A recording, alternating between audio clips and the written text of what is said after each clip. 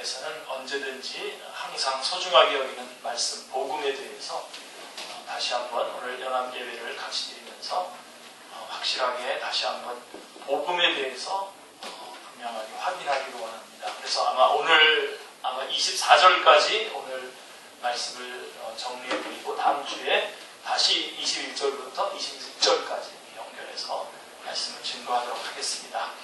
로마서 3장 21절로 26절을 작은 복음이라고 합니다. 작은 복음. 왜냐하면 복음이 무엇인가를 잘 요약해주고 있기 때문입니다.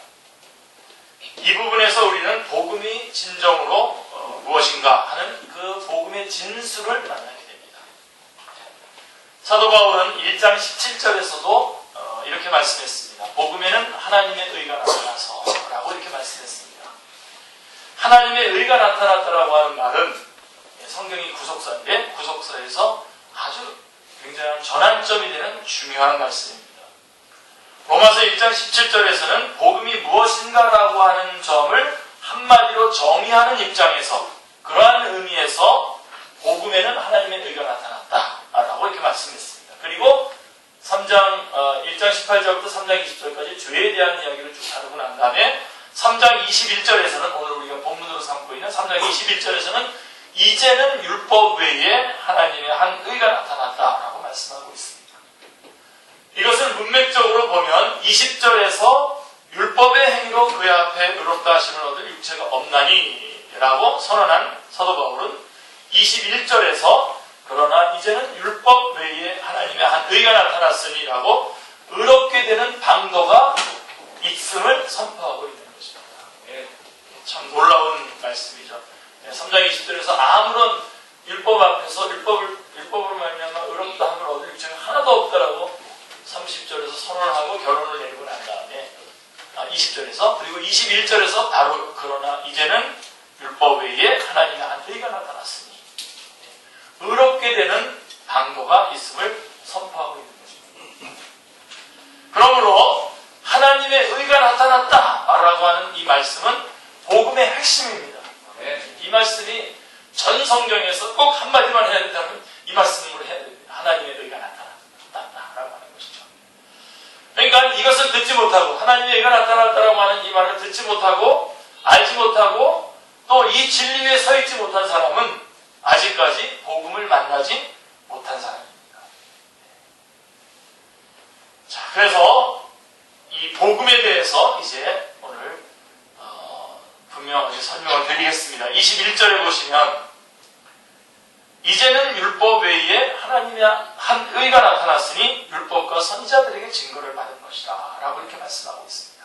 자, 긴 죄론 1장 18절부터 3장 20절까지의 죄론을 마치고 난 다음에 이제 본격적으로 복음을 증거하는 그 첫 마디가 뭐냐면 이제는입니다. 좀 더 나은 번역은 그러나 이제는입니다. 반나 이렇게 되어 있습니다. 이것은 전환점을 의미합니다. 사도 바울의 사신을 주의 깊게 살펴보면 그에게 있어서 모든 시간이 그때와 이제로 이렇게 갈라지고 나누어져 있음을 보게 됩니다. 에베소서 2장 12절 13절에도 보면 아주 명확하게 말씀해주고 있죠. 2장 12절 13절에 그때의 너희는 그리스도 밖에 있었고 이스라엘 나라 밖에 살았느니 약속의 언약들에 대하여는 외인이요 세상에서 소망이 없고 하나님도 없는 자이더니 그러면서 이제는 전에 멀리 있던 너희가 그리스도 예수 안에서 그리스도의 피로 가까워졌느냐 라고 분명하게 그때와 이제를 분명하게 구분하고 있는 것을 보게 됩니다. 그리고 사도 바울 자체가 사도 바울 자신의 경험이 너무나 극적이었습니다. 다메섹 도상에서 예수님을 만난 시간이 몇인지 혹시 아십니까 여러분? 정오입니다. 12시입니다. 그러니까 그 한날에 오전에는 그때는이었고 오후에는 바로 이제는 다시 그러나 이제는 바뀐 사람이 된 것이죠.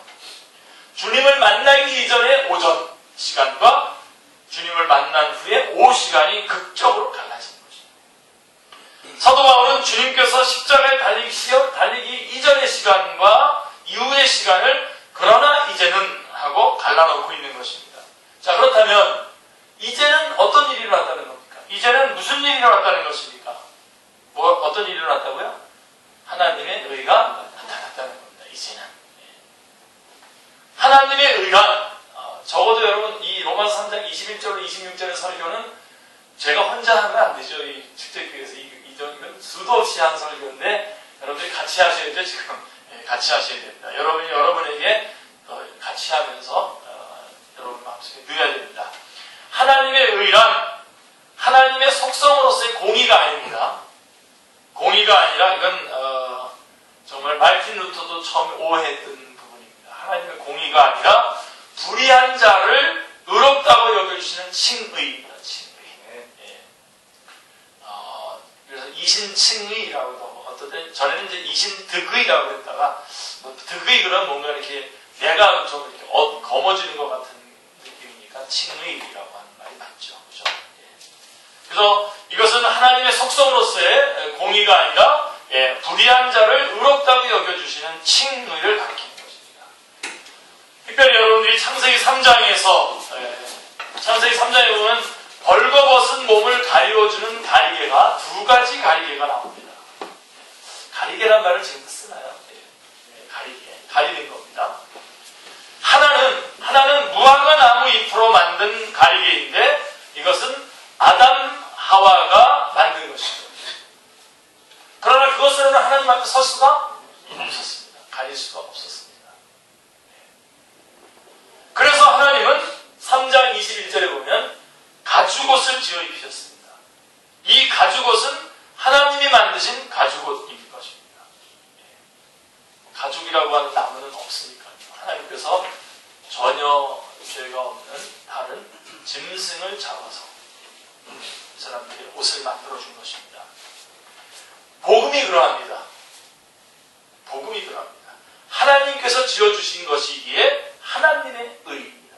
하나님의 옷, 하나님의 역사입니다. 하나님의 의입니다. 그래서 우리는 복음을 하나님의 복음이라고 합니다. 그래서 여러분 복음 그러면 제일 먼저 기억하셔야 되는 게 다른 것으로 정의하시면 안 되고 하나님의 복음이라고 하는 것으로부터 출발해야 됩니다. 하나님께서 하신 것이기 때문에 그렇습니다.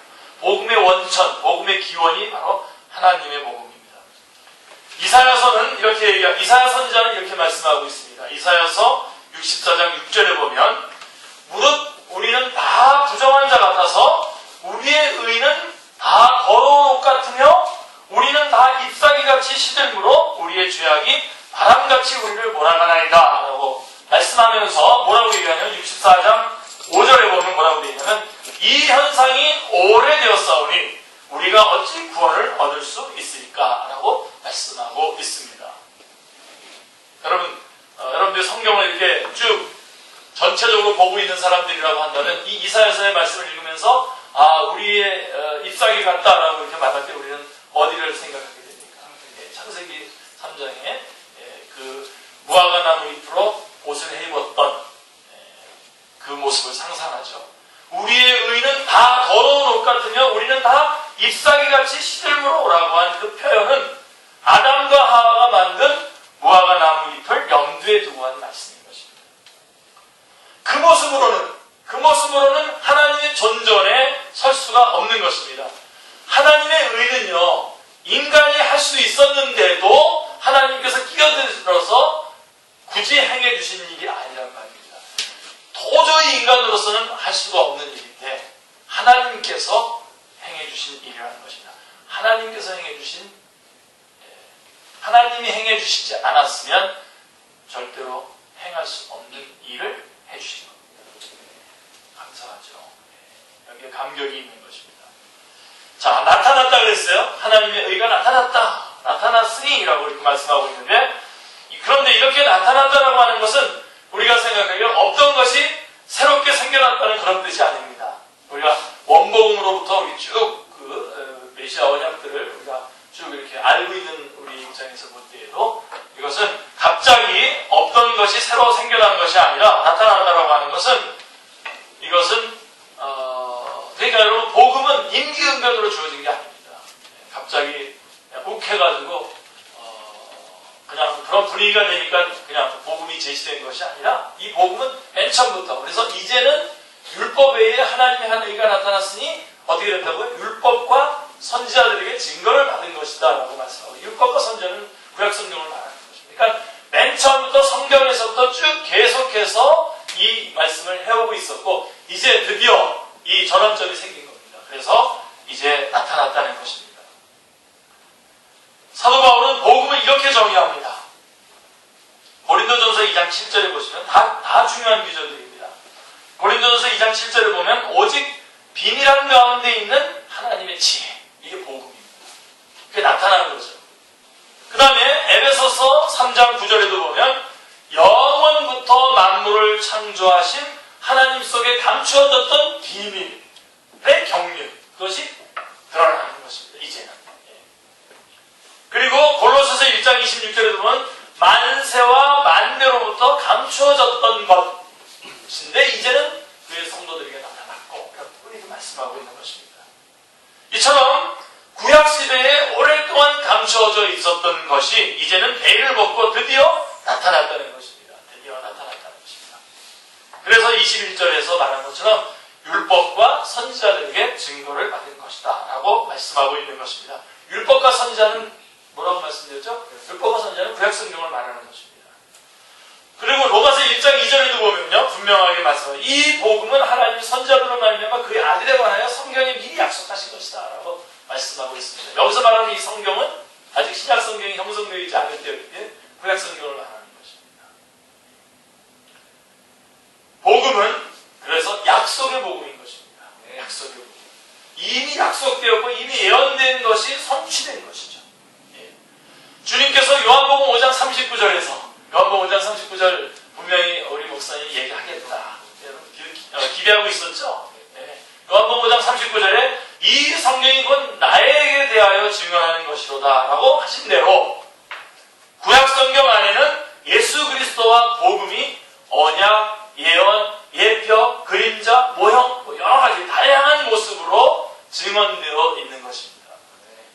그렇게 약속되어졌던 것들이 여러 모양으로 약속되어졌던 것이 이제는 나타났다는 겁니다. 이제는 나타난다.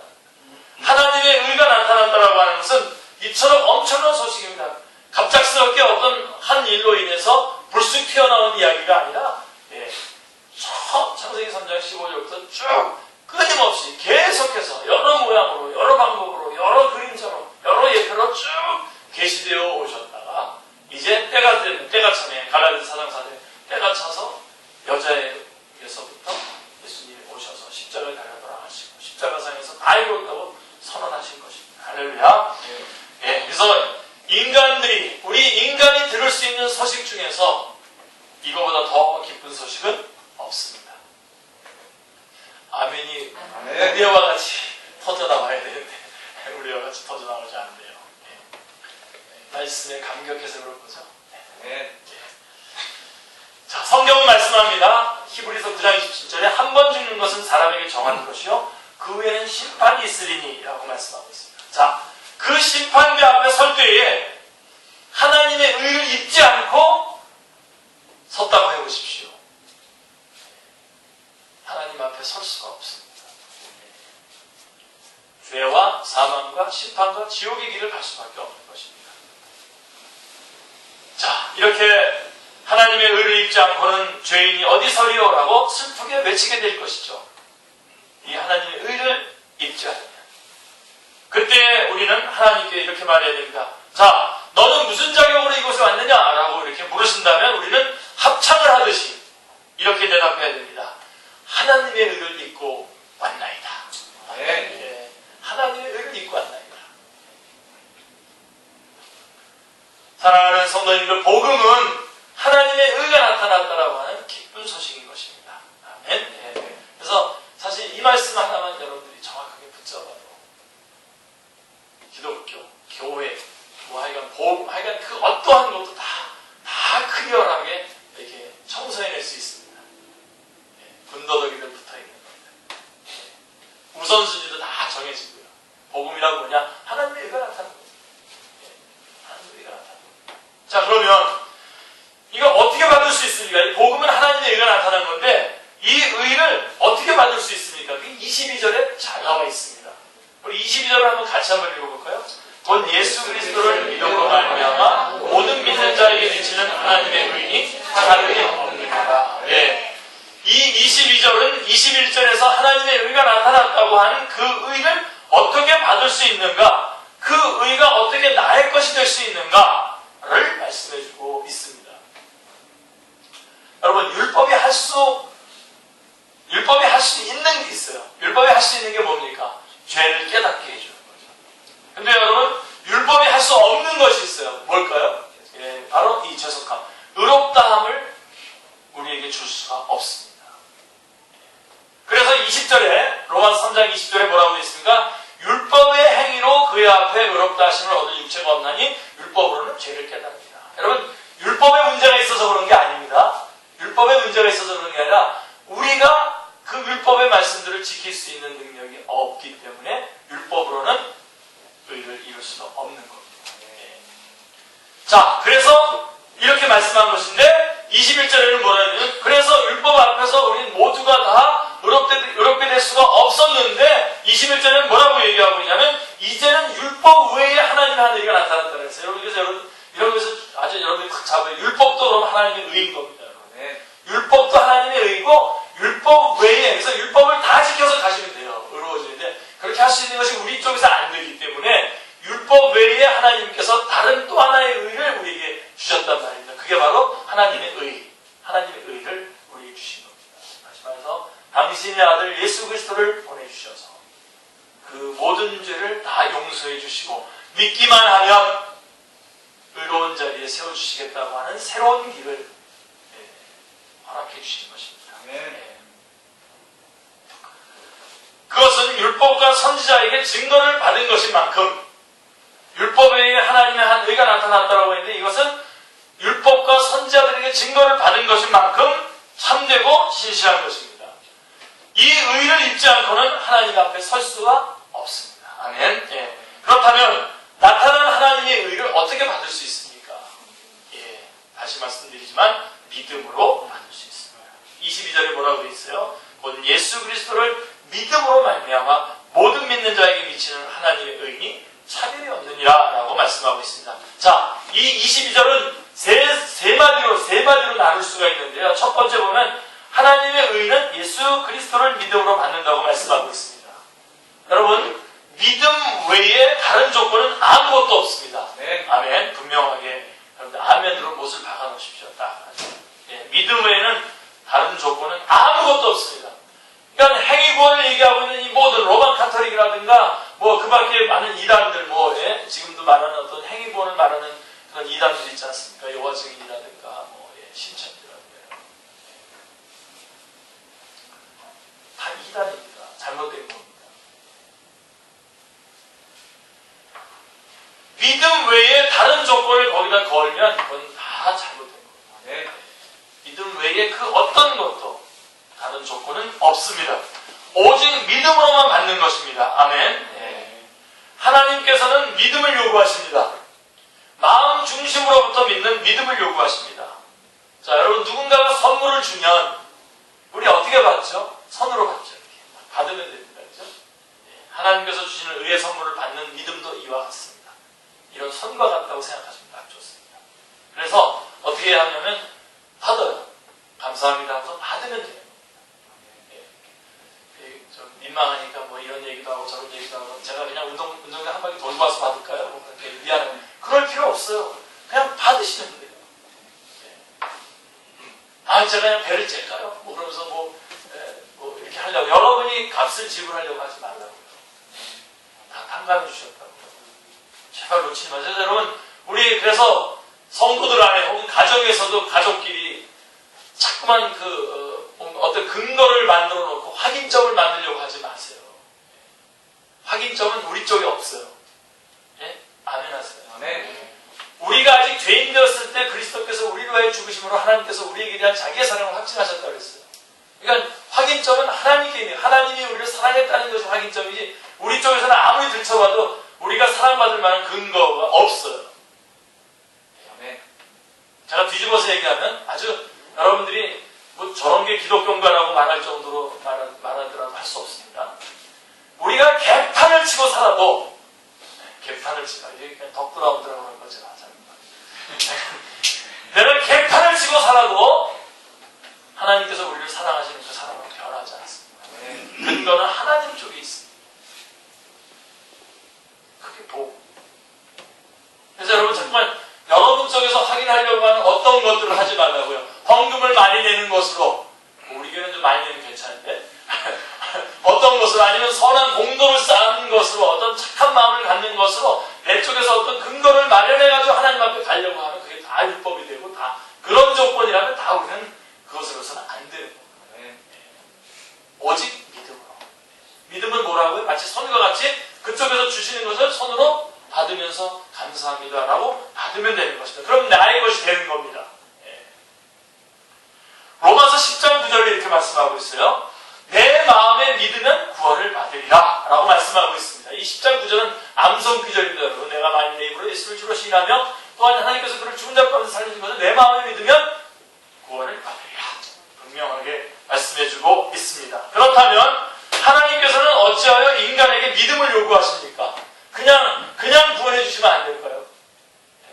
이런 것도 여러분들이 정리를 해가지고 계셔야 나중에 사람들이 물어볼 때 할 말이 있는 겁니다. 이 구원에 관한 문제는요, 이 복음에 관한 문제는 여러분들도 확실하게 깨닫고 느끼고 결정하면서 여러분들이 받아들여야 될 뿐만 아니라 사람들에게도 어떤 차원에서든지 대답해 줄 수 있어야 됩니다. 이거는. 그래서 여러분들이 왜 하나님께서는 인간에게 믿음을 요구하십니까? 이것도 여러분들이 믿어서 내가 구원받았으니까 땡 하고서 그냥 잊어버리는 게 아니라 왜 그럼 주님께서 믿음을 요구하셨지? 자, 여러분, 볼 수 없는 영이신 하나님과 피조물인 인간 사이에는, 이 피조물과의 사이는 언약의 관계입니다. 맨 먼저 하나님께서 우리를 창조하셨지만 하나님께서는 선악을 알게 하는 나무를 세워놓으시고 이 열매를 가지고 언약을 맺으심으로써 인간과의 관계를 맺으셨습니다.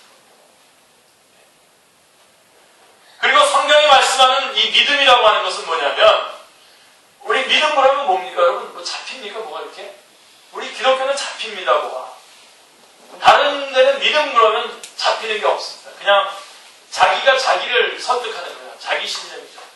믿는다, 된다. 그러니까 우리 기독교 안에서도 그게 안 되니까, 이 객관적인 하나님의 말씀, 언약이 안 되니까 자꾸만 공중공중 뛰게 만들고 스스로 뜨겁게 만들고 하는 그런 일들이 내가 다 잘못된 겁니다. 우리 기독교는 잡히는 게 있습니다. 믿음이라고 그러면 뭘 믿는 겁니까? 하나님의 언약을 믿는 겁니다. 그게 믿음입니다.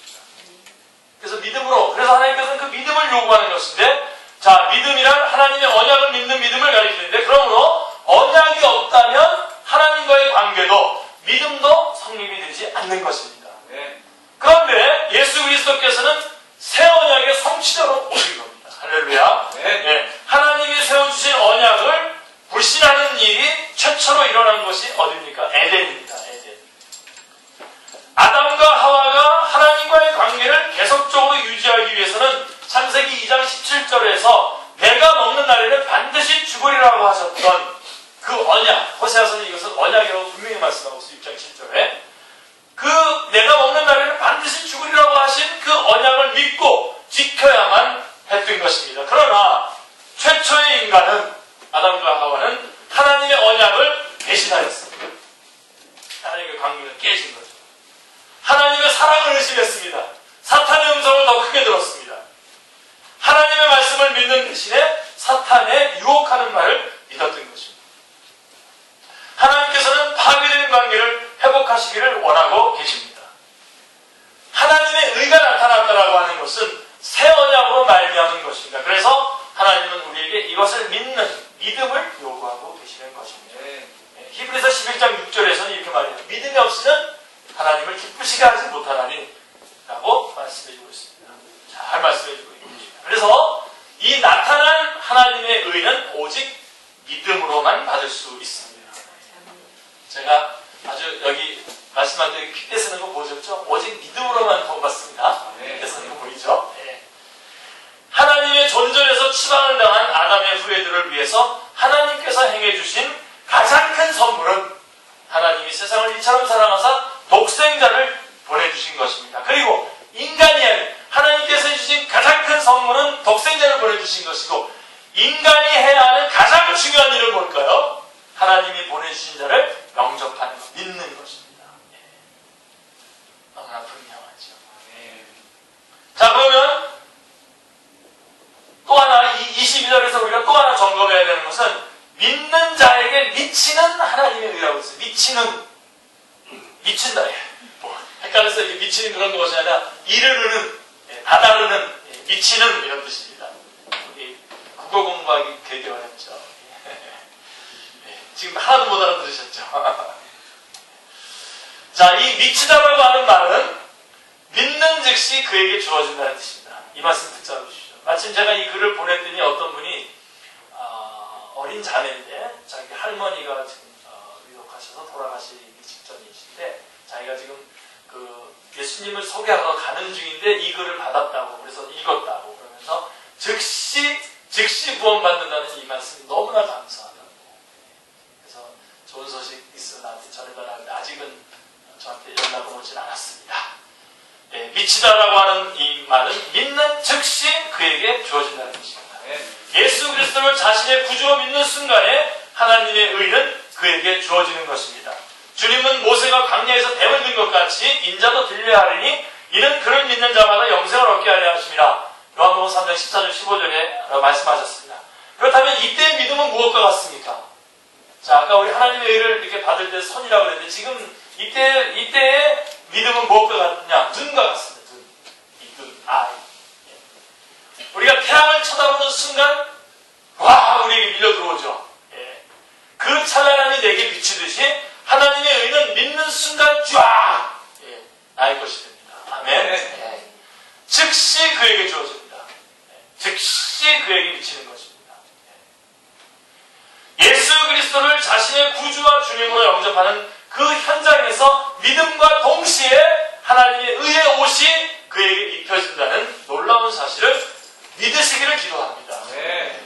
그게 또 하나 우리가 22절에서 점검해야 되는 것이고 또 하나 22절에서 하나 더 점검해야 되는 게 뭐냐면 차별이 없는 이라는 것입니다. 차별이 없다. 그래서 여러분 복음은 열방의 복음입니다. 선교의 근거입니다.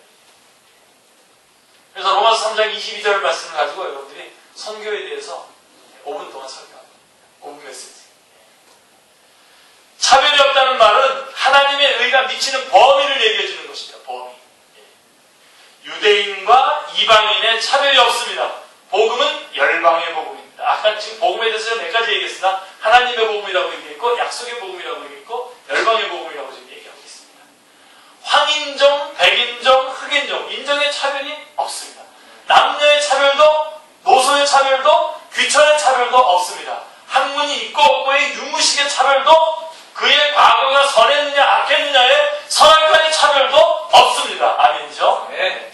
그가 누구이든 아무런 차별이 없다는 것입니다. 그러나 한 가지 차별은 딱 있어요. 뭐죠? 믿느냐 믿지 않느냐의 차별만 있습니다. 하나님의 의는 어떻게 받을 수 있습니까? 오직 믿음으로만 받을 수가 있습니다. 믿음과 동시에 즉시 주어집니다. 아무런 차별이 없이 모든 믿는 자에게 주어집니다. 이것이 22절에 곧 예수 그리스도를 믿음으로 말미암아 모든 믿는 자에게 미치는 하나님의 의인이 차별이 없느니라 라고 한 말씀의 의미인 것입니다. 자, 그렇다면 하나님께서 요구하시는 믿음은 어떤 믿음인가요? 이것은 제가 자세하게 설명하지는 않겠습니다만 전인적인 믿음입니다. 전인적인. 지정의가 다 있어야 됩니다. 그래서 이 전인적인 그래서 하나님께서 행해주신 일이 무엇인가를 깨달아야 되는 지적인 요소가 있어야 되고요. 깨달아 안 것을 마음으로 받아들이는 감격하는 정서적인 요소가 있어야 되고요. 그 믿음을 깨닫고 알았다고 한다면 그것을 전하고 증거하는 실천하는 십자가의 삶을 살아가는 실천하는 의지적인 요소가 같이 있어야 됩니다. 제가 그냥 간단하게만 이렇게 정리하고 넘어갑니다. 그래서 그러한 전인적인 믿음을 우리에게 요구하시는 것입니다. 특별히 여러분 믿음과 신념을 혼돈하지 않기를 바랍니다. 신념이란 자신이 자신을 믿는 것입니다. 그러나 믿음은 하나님과의 관계에서 언약을 믿는 것입니다. 자, 하나님께서 행하여 주신 일을 은혜라고 합니다. 자, 그 은혜를 받는 통로는 오직 믿음뿐입니다. 자, 믿음은 하나님을 의뢰하는 것인데, 믿음은 의뢰하는 것이고 의탁하는 것인데, 자, 믿음에는 순종이 있습니다. 믿음에는 기쁨이 있고요, 믿음에는 감사가 있고요, 믿음에는 평안이 있습니다. 하나님께서는 이 믿음을 우리에게 요구하고 계시는 것입니다. 자, 나타나는 하나님의 의는 오직 믿음으로만 받을 수 있다. 이게 21절, 22절의 말씀입니다. 자, 23절에 보시면 그러면 왜 복음이 필요하게 되었습니까? 왜 필요하게 되는가를 다시 한번 이 복음의 핵심을 얘기하면서 23절은 정리를 합니다.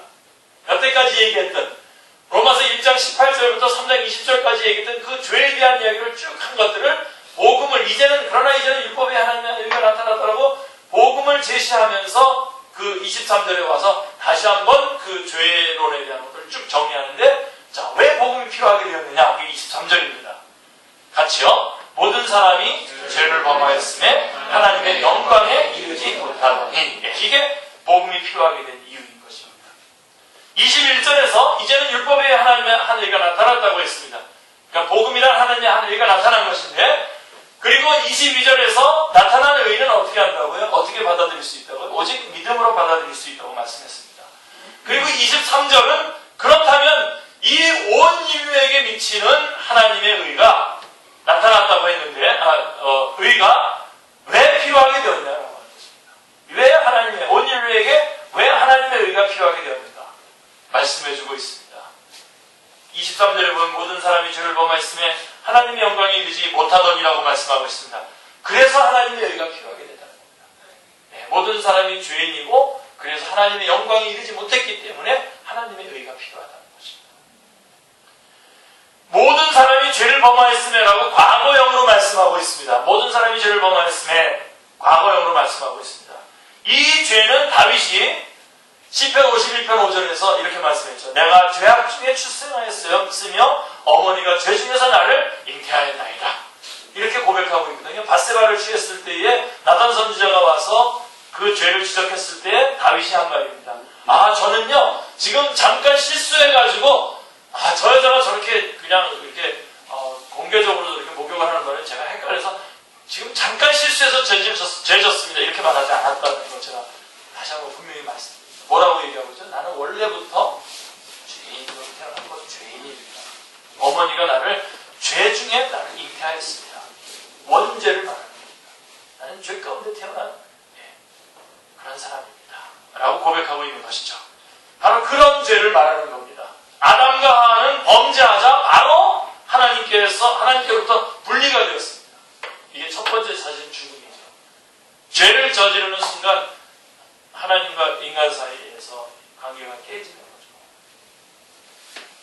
그리고 그 후손들은 태어날 때부터 어떻게 됩니까? 분리된 상태에서 계속 태어나는 것입니다. 이것을 원죄라고 부릅니다. 로마서 5장 12절에는 분명하게 이것을 정리해주고 있죠. 그러므로 한 사람으로 말미암아 죄가 세상에 들어오고 죄로 말미암아 사망이 들어왔나니 이와 같이 모든 사람이 죄를 범하였으며 사망이 모든 사람에게 이르렀느니라고 말씀하고 있습니다. 여러분, 아담의 범죄는 개인 자격으로가 아니라 온 인류의 대표자로서의 범죄였던 것입니다. 쉽게 얘기할게요. 여러분, 우리가 아담이 선악과를 따먹을 때 우리는 다 어디 있었습니까? 우리는 아담의 허리에 다 있었던 거죠. 그래서 같이 따먹은 거예요. 혹시 여기 여러분 가운데 선악과를 따먹으신 분 있습니까? 아담과 같은 죄를 진 사람이 있어요? 아니죠. 우리는 아담 안에서 죄를 졌다고. 그래서 그게 흘러내려온 겁니다. 그것을 이제 얘기해 주는 것이 이제 로마서 5장 12절부터 21절의 내용인데요. 물론 예수 그리스도의 구원의 그 범위를, 구원의 방법을 얘기하려고 하기 위해서 아담의 얘기를 한 겁니다만은.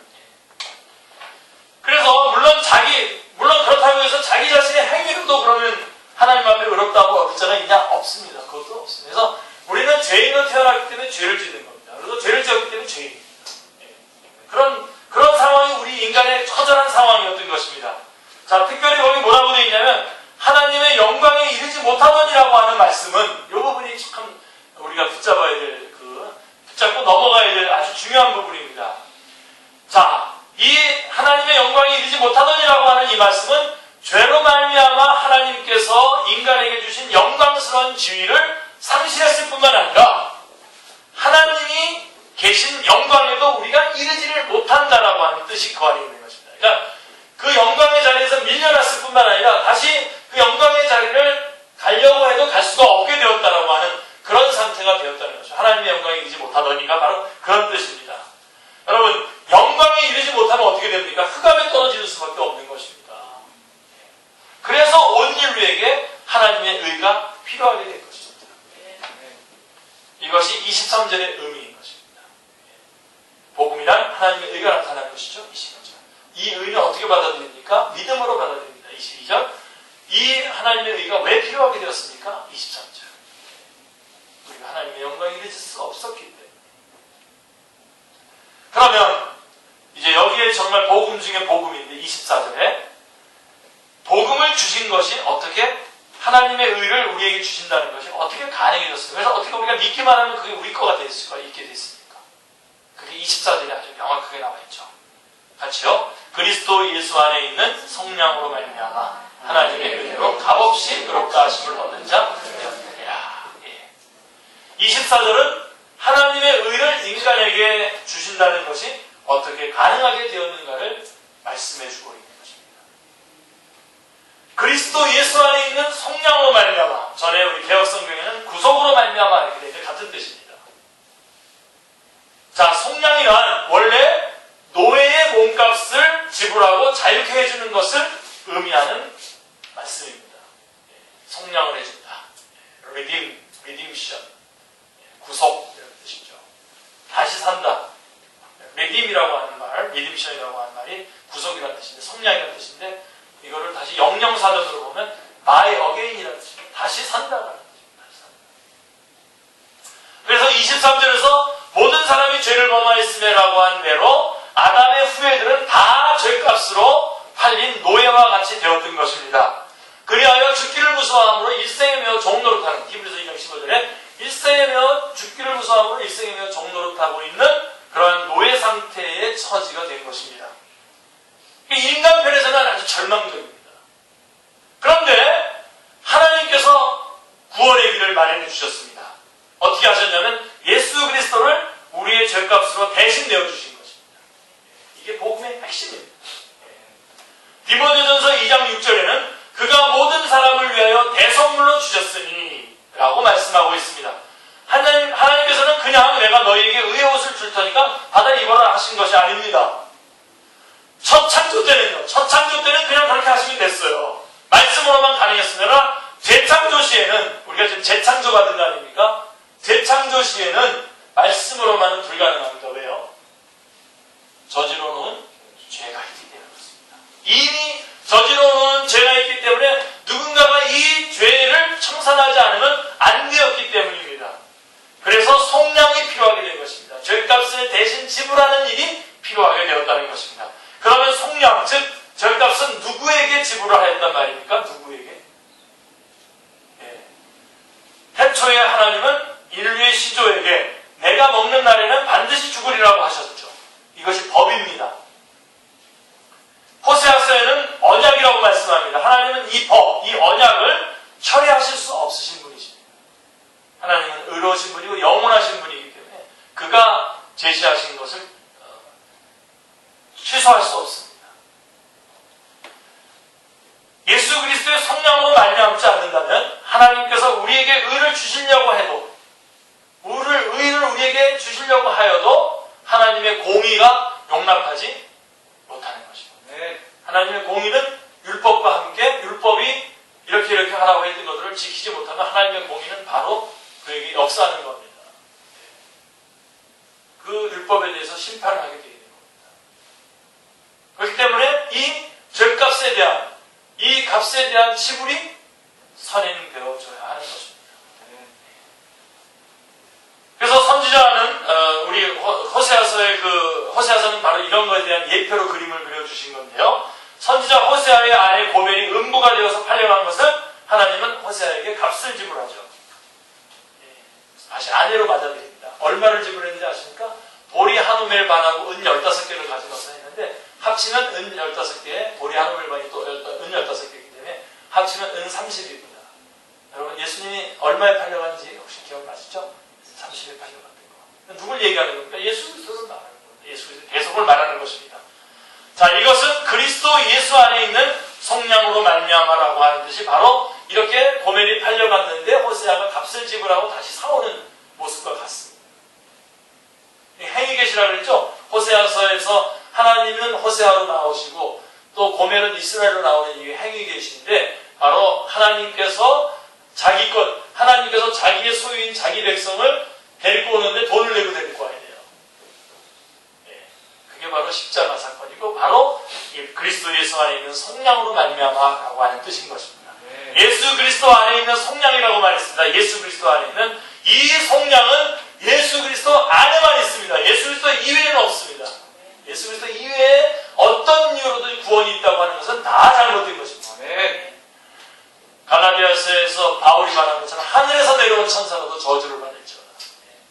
예수 그리스도 이외에 다른 것은 정명석이 아닙니다. 그런 사람들, 어떤 사람들을 통해서 구원받는 거 아닙니다. 우리는 오직 예수 그리스도밖에 없습니다. 이렇게 귀한 말을 하는데 그런 사람들의 이름을 넣어서 참 설교가 약간 좀 질 떨어졌습니다. 죄송합니다. 자, 예표로 보여주셨던 그 6월절의 밤을 상기해 보시기 바랍니다. 기억나시죠? 그 피를 출애굽기 12장 22절 이런 기절은 기억을 해두셔야 됩니다. 그 피를 문 인방과 좌우 설주에다가 뿌리고 아침까지 한 사람도 자기 집 문 밖에 나가지 말라고 말씀하고 있습니다. 피가 뿌려진 대문 안에만 구원이 있습니다. 이스라엘 사람이라고 하더라도 대문 바깥에 있으면 죽습니다. 그러나 이방인이라고 하더라도 대문 안에 있으면 어떻게 되죠? 삽니다.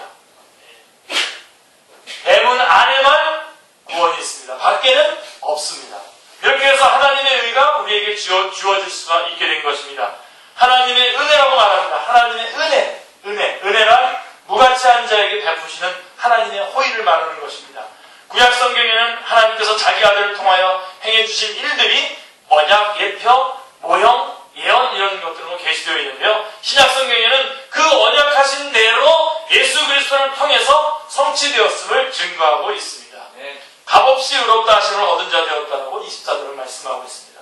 하나님의 의는 값없이 주신다고 말씀합니다. 왜냐하면 예수 그리스도께서 우리의 죄값을 다 지불하셨기 때문입니다.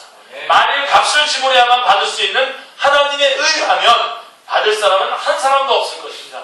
지구가 몽땅, 이 땅이 몽땅 내 것이라고 해도 그 값을 지불하기에는 부족할 것입니다.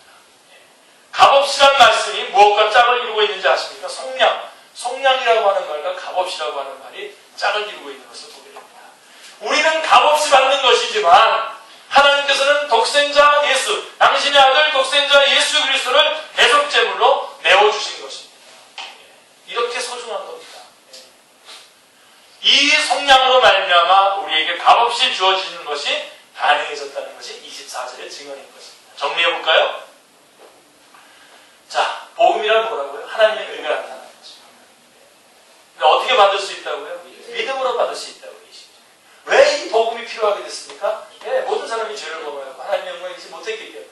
그런데 어떻게 믿기만 하면 이것이 우리에게 구원으로 이루어질 수 있도록 그것이 가능하게 되었냐? 그게 24절입니다.